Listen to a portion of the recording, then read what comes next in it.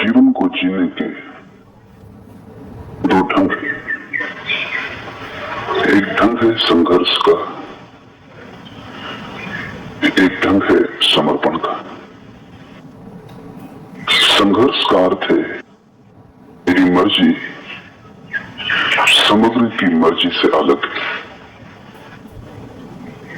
उनका अर्थ है मैं समग्र का एक अंग हूं, मेरी मर्जी के अलग होने का कोई सवाल नहीं। मैं अगर अलग हूं, संघर्ष स्वाभाविक है। मैं अगर इस विराट के साथ एक हूं, समर्पण स्वाभाविक है। संघर्ष लाएगा तनाव, अशांति, चिंता।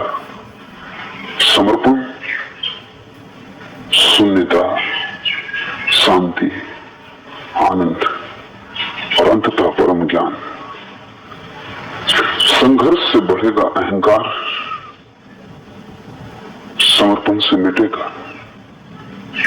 संसारी वही है जो संघर्ष कर रहा है, धार्मिक वही है जिसने संघर्ष छोड़ा और समर्पण किया।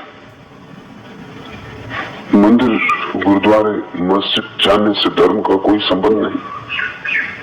अगर तुम्हारी वृत्ति संघर्ष की है, अगर तुम लड़ रहे हो परमात्मा से, अगर तुम अपनी इच्छा पूरी कराना चाहते हो, चाहे प्रार्थना से ही सही, पूजा से ही सही, अगर तुम्हारी अपनी कोई इच्छा है, धार्मिक हो,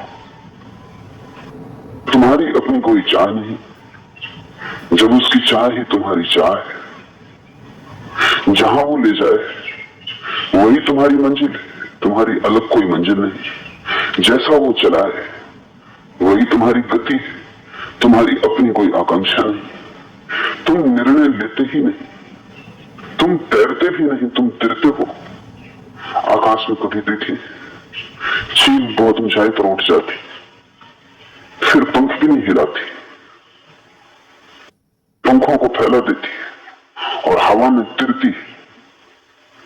वैसी ही तिरने की दशा जब तुम्हारी चेतना में आ जाती, तब समर्पण। तब तुम पंख भी नहीं हिलाते, तब तुम उसकी हवाओं पर तिर जाते हो, तब तुम निर्भर हो जाते हो। क्योंकि भार संघर्ष से पैदा होता है, भार प्रतिरोध से पैदा होता है। जितना तुम लड़ते हो उतने तुम भारी हो जाते हो, जितने भारी होते हो उतने नीचे गिर जाते हो। जितना तुम लड़ते नहीं उतने हल्के हो जाते हो, जितने हल्के होते हो उतने ऊंचे उठ जाते हो। और अगर तुम पूरी तरह संघर्ष छोड़ दो तो तुम्हारी वही ऊंचाई है जो परमात्मा की। ऊंचाई का एक ही अर्थ है निर्भर हो जाना, और अहंकार पत्थर की तरह लटका है तुम्हारे गले में। जितना तुम लड़ोगे उतना ये अहंकार बढ़ेगा। ऐसा हुआ कि नानक एक गांव के बाहर आकर ठहरे। वो गांव सूफियों का गांव था, उनका बड़ा केंद्र था। वहां बड़े सूफी थे, गुरु थे, पूरी बस्ती ही सूफियों की थी। खबर मिली सूफियों के गुरु को, तो उसने सुबह ही सुबह नानक के लिए एक कप में भरकर दूध भेजा। दूध लबालब था, एक बूंद भी और न समा सकती थी। नानक गांव के बाहर ठहरे थे, एक कुएं के तट पर। उन्होंने पास की झाड़ी से एक फूल तोड़कर उस दूध की प्याली में डाल दिया। फूल तिर गया।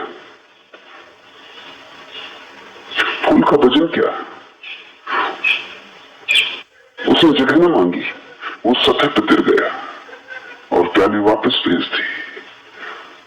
नानक का शिष्य मर्दाना बहुत हैरान हुआ कि मामला क्या है। उसने पूछा कि मैं कुछ समझा नहीं, क्या रहस्य, ये हुआ क्या? तो नानक ने कहा, सूफियों के गुरु ने खबर भेजी थी कि गांव में बहुत ज्ञानी है, अब और जगह नहीं। मैंने खबर वापस भेज दी है कि मेरा कोई भार नहीं है, मैं जगह मांगूंगा ही नहीं, फूल की तरह तिर जाऊंगा। भार है वही ज्ञानी, जिसमें वजन है अभी अज्ञान है। और जब तुम में वजन होता है तब तुम तुमसे दूसरे को चोट पहुंचती। जब तुम निर्भर हो जाते हो तब तुम्हारे जीवन का ढंग ऐसा होता है कि उस ढंग से चोट पहुंचनी असंभव हो जाती। अहिंसा अपने आप फलती है, प्रेम अपने आप लगता है। कोई प्रेम को लगा नहीं सकता और न कोई करुणा को आरोपित कर सकता है।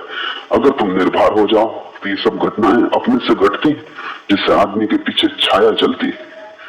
ऐसे भारी आदमी के पीछे घृणा, हिंसा, वैमनस्य, क्रोध, हत्या चलती। हल्के मनुष्य के पीछे प्रेम, करुणा, दया, प्रार्थना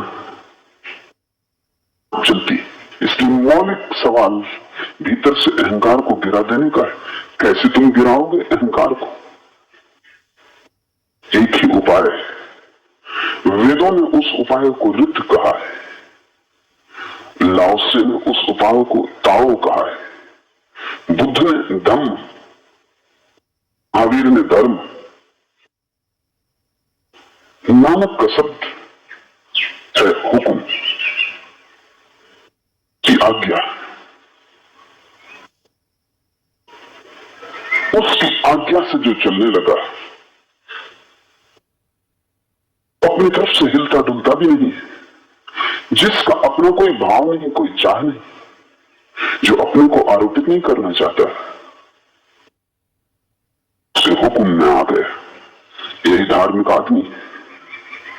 और जो उसके हुक्म में आ गया वो सब पा गया, कुछ पाने को बचता नहीं। क्योंकि उसके हुक्म को मानना उसके हृदय तक पहुंच जाने का द्वार है। अपने को ही मानना है, उससे दूर हटते जाना है। अपने को मानना है कि तुमने परमात्मा की तरफ पीठ कर ली, उसकी आज्ञा को माना कि तुम्हारा मुख परमात्मा की तरफ हो गया।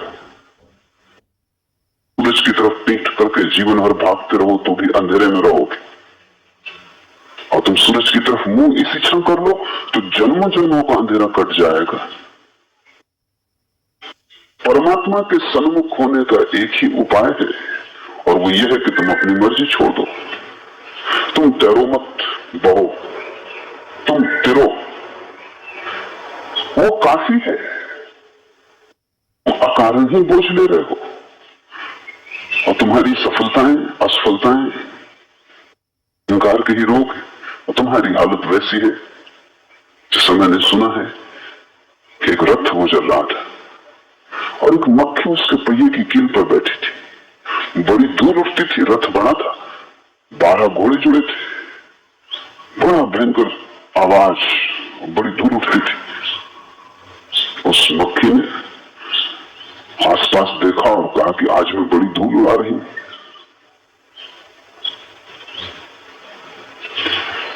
रथ से उड़ रही है धूल, मक्खी कील पर बैठी पर सोच रही है आज मैं बड़ी धूल उड़ा रही हूं।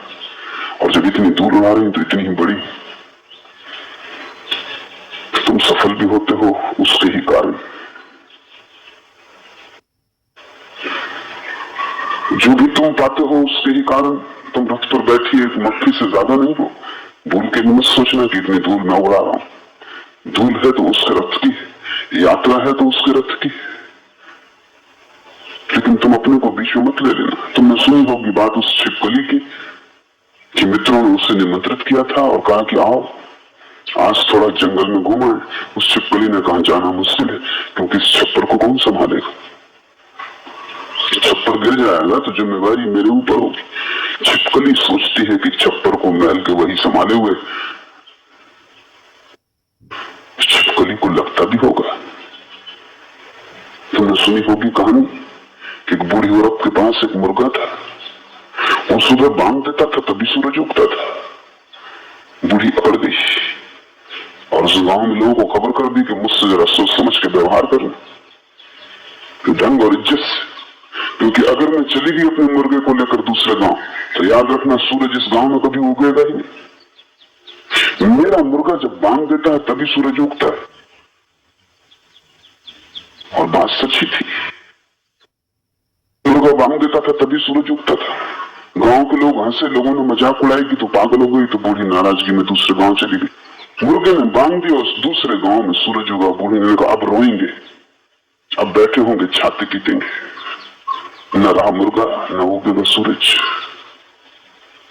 तुम्हारे तर्क भी बूढ़ी का तर्क भी है तो बहुत साफ, क्योंकि ऐसा कभी नहीं हुआ कि मुर्गे के बांग दिए बिना सूरज उगा हो। लेकिन बात बिल्कुल उल्टी है, सूरज उगता है इसलिए मुर्गा बांग देता है, बांग देने के कारण सूरज नहीं उगते। लेकिन बूढ़ी को कौन समझाए, तुमको कौन समझाए। बूढ़ी दूसरे गांव चली गई और उसने देखा कि सूरज अब यहां उग रहा है। अब यहां उग रहा है तो हर गांव में कैसे उगेगा। तुम अपनी छोटी बुद्धि से छोटे दायरे में सोचते हो। तुम्हारे कारण परमात्मा नहीं है, परमात्मा के कारण तुम हो। ये श्वास तुम्हारे कारण नहीं चल रही, उसके कारण चल रही है। प्रार्थना भी तुम नहीं करते हो, वही तुम्हारे भीतर प्रार्थना बनता है।